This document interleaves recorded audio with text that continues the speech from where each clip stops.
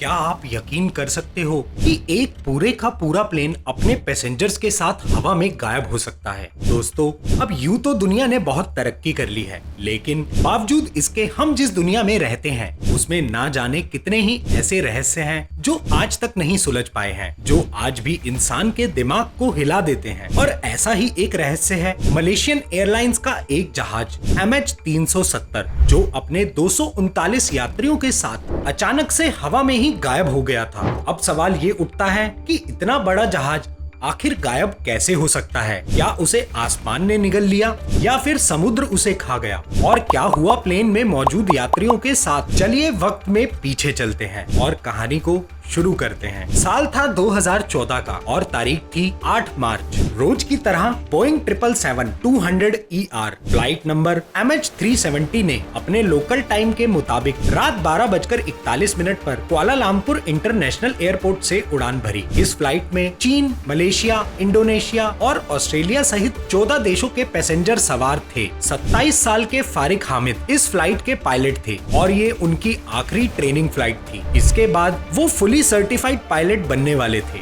वहीं उनके साथ फ्लाइट में थे 53 साल के pilot in command Zaharie Ahmad Shah, जो कि मलेशिया एयरलाइंस के सबसे सीनियर कैप्टन में से एक थे। लगभग 227 पैसेंजर्स और 12 क्रू मेंबर वाले इस प्लेन को 6 घंटे का सफर तय करते हुए सुबह 6:30 बजे चीन की राजधानी बीजिंग एयरपोर्ट पर पहुंचना था। टेक ऑफ के दौरान इस फ्लाइट में करीब 49,100 किलोग्राम फ्यूल मौजूद था, जो कि करीब 7 से 8 घंटे की उड़ान के लिए काफी होता है। दूसरी तरफ मौसम भी बिल्कुल साफ था। मलेशियन प्रायद्वीप से होते हुए ये जहाज नॉर्थ ईस्ट की तरफ बढ़ रहा था। कुआलालंपुर एयर ट्रैफिक कंट्रोल से विमान के कैप्टन की आखिरी बात टेक ऑफ के करीब 38 मिनट के बाद ही हुई थी, जब वो कुआलालंपुर एयर स्पेस की सीमा को पार करने जा रहे थे। उनके आखिरी शब्द थे, गुड नाइट मलेशियन 370। इसके बाद फ्लाइट कैप्टन को वियतनामीज एयर स्पेस कंट्रोलर से संपर्क करना था, मगर आखिरी चेक इन के 2 या 3 मिनट के बाद ही प्लेन मलेशियन और वियतनामीज ATC दोनों की ही रडार स्क्रीन से गायब हो गया।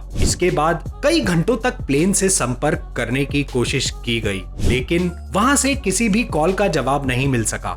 अचानक से गायब हुई इस फ्लाइट ने पूरी दुनिया की विमान सेवाओं को सकते में डाल दिया था और अथॉरिटीज के पास लोगों के सवालों का कोई जवाब नहीं था। घटना के अगले ही दिन यानी 9 मार्च की सुबह ही इस जहाज को ढूंढने के लिए एक मल्टीनेशनल सर्च ऑपरेशन शुरू कर दिया गया, जिसमें 7 अलग अलग देशों के 24 एयरक्राफ्ट और 34 शिप्स शामिल थे। प्लेन की आखिरी लोकेशन के हिसाब से सभी का पहला फोकस साउथ चाइना सी पर था। एक्सप्लोरर्स को ये उम्मीद थी कि अगर जहाज समुद्र में गिरा तो पानी में हुई टक्कर से उसके मलबे का कोई न कोई निशान उन्हें जरूर मिलेगा, मगर काफी मशक्कत के बाद भी किसी के हाथ कोई सुराग नहीं लग सका और उन्हें एहसास हुआ कि वो शायद गलत जगह पर ढूंढ रहे हैं। खबरों में आने के बाद इस पूरी घटना को लेकर कई तरह के कयास लगाए गए। कुछ लोगों का कहना था कि फ्यूल खत्म होने या टेक्निकल खराबी की वजह से वो पानी में डूब गया, तो किसी ने कहा कि प्लेन में आग लग गई थी, मगर ये सब थ्योरीज ही थी। हकीकत किसी को नहीं पता थी। कुछ दिनों के बाद उन्हें पता चला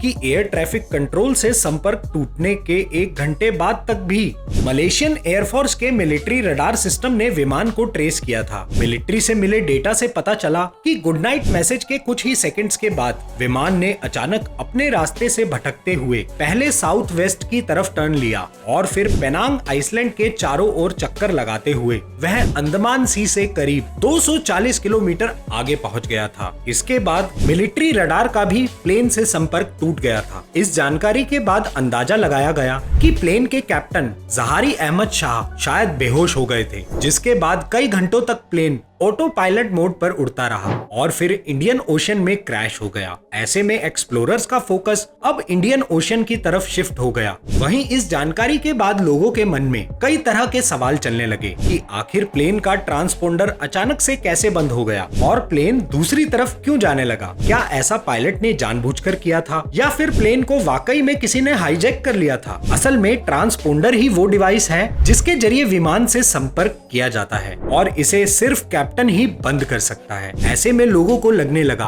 कि शायद कैप्टन ने किसी के दबाव में ऐसा किया होगा। अब बंगाल की खाड़ी से लेकर इंडियन ओशियन तक 3 बड़े सर्च ऑपरेशंस के जरिए प्लेन की खोज फिर से शुरू की गई। हालांकि इतने बड़े एरिया में जहाज को ढूंढना एक्सप्लोरर्स के लिए एक बड़ी चुनौती थी। 6 दिन की कड़ी मेहनत और लाखों डॉलर्स खर्च करने के बाद भी यहाँ कुछ हासिल नहीं हुआ। घटना के 16 दिन के बाद प्लेन के बारे में फिर एक नई इंफॉर्मेशन हाथ लगी। पता चला कि मिलिट्री रडार की पहुंच से बाहर निकलने के बाद भी प्लेन का कनेक्शन सैटेलाइट से तो बना हुआ था। सैटेलाइट से मिले डेटा से पता चला कि मिलिट्री रडार से संपर्क टूटने के बाद प्लेन ने एक और टर्न लिया था। अपनी नई लोकेशन पर आगे बढ़ते हुए वो प्लेन ऑस्ट्रेलिया के आसपास साउथ इंडियन ओशियन में कहीं खो गया था। इस पूरी जानकारी के बाद एक्सप्लोरर्स को प्लेन ढूंढने के लिए फिर से मिली एक नई और विशाल लोकेशन, जिसके बाद फिर से एक सर्च ऑपरेशन शुरू हुआ। कई देशों ने मिलकर समुद्र की उस जगह की भी खोज की जहां विमान को आखिरी बार स्पॉट किया गया था, मगर यहाँ भी किसी के हाथ कोई सुराग नहीं लग सका। इस घटना के लगभग 1 साल के बाद जुलाई 2015 में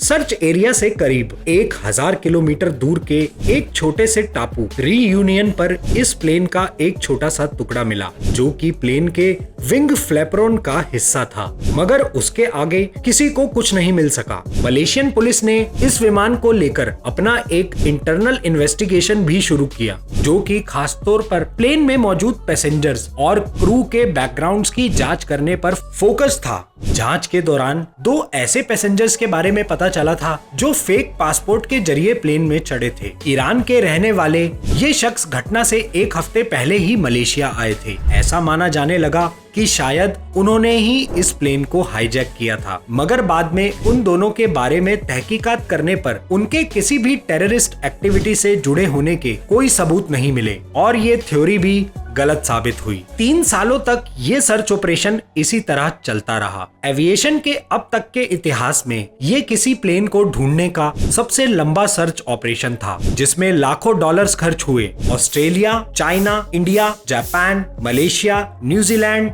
साउथ कोरिया, यूनाइटेड किंगडम और यूनाइटेड स्टेट्स जैसे देशों ने भी इसमें मदद की, मगर फिर भी फ्लाइट MH370 को ढूंढा नहीं जा सका। ऐसे में लगातार होते खर्च और कोई सुराग हाथ न लगने की वजह से साल 2017 में प्लेन की खोज में लगी टीम को मलेशिया सरकार ने वापस बुला लिया। हालात ये थे कि अपने ऑपरेशन में फेल होने के चलते सरकार ने कंपनी को पेमेंट भी नहीं दिया था। वहीं पुलिस ने भी एक स्टेटमेंट जारी करते हुए अपने हाथ खड़े कर लिए कि विमान के गायब होने का कोई भी कारण वो ढूंढ नहीं पाए हैं, मगर 209 फीट लंबे और करीब 60 फीट ऊंचे प्लेन का इस तरह से गायब होना कि उसका कोई सुराग भी ना मिले, ये किसी के भी गले से उतरने वाली बात नहीं थी। जनवरी 2018 में एक प्राइवेट कंपनी ओशियन इन्फिनिटी की मदद से फ्लाइट MH370 की खोज को फिर से शुरू किया गया, मगर इसका अंजाम भी वही हुआ। जून 2018 में इस ऑपरेशन को भी बंद कर दिया गया। आखिर वहां पर हुआ क्या था? इस पूरी घटना को रिव्यू करने के बाद एक्सपर्ट का मानना है कि वियतनाम की ओर जाते हुए प्लेन का अचानक दूसरी दिशा में मुड़ जाना एक इंटरनेशनल मूव था। इस तरह का टर्न मैनुअली ही लिया जा सकता है। इसके बाद करीब 5 से 6 घंटों तक प्लेन ऑटो पायलट मोड पर रहा, जब तक कि उसका फ्यूल खत्म नहीं हो गया। उसके बाद करीब 15,000 फीट पर सेकंड की स्पीड से ये प्लेन पानी में क्रैश होकर कई हजार टुकड़ों में एक्सप्लोड हुआ। एक्सपर्ट का कहना था कि प्लेन का पानी में इस तरह गिरना भी